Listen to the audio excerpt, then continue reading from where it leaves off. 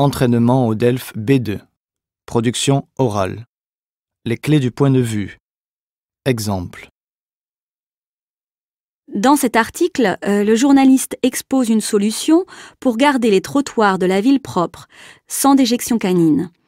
Alors il explique une initiative proposée par une petite ville en Allemagne. Il ne s'agit plus de sensibiliser les propriétaires des chiens, mais en fait de sanctionner ceux qui ne respectent pas la propreté de la ville. Alors dans un premier temps, il s'agit de répertorier tous les chiens selon leur ADN. En fait, une brigade spéciale sera ensuite chargée de ramasser les déjections, de les analyser et d'envoyer une amende au propriétaire du chien.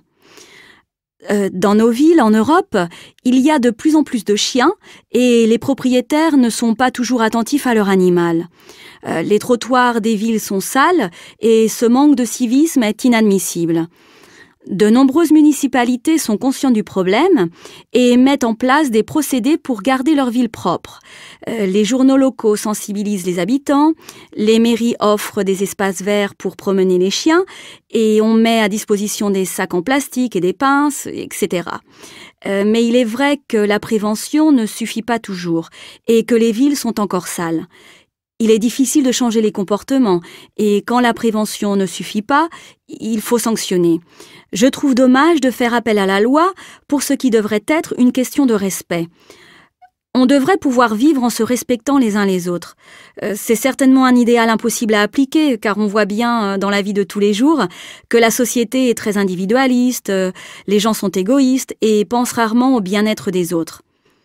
Les gens ont besoin de lois, et donc de répression, pour se respecter entre eux. On l'a vu avec d'autres lois. Par exemple, en Suisse, il est interdit de jeter des papiers par terre. Et les personnes qui le font se voient sanctionnées par la police.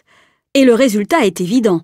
Genève est bien plus propre que d'autres villes européennes. La répression doit être le dernier recours quand la sensibilisation et la prévention ne fonctionnent plus pour éduquer les mentalités et modifier les comportements.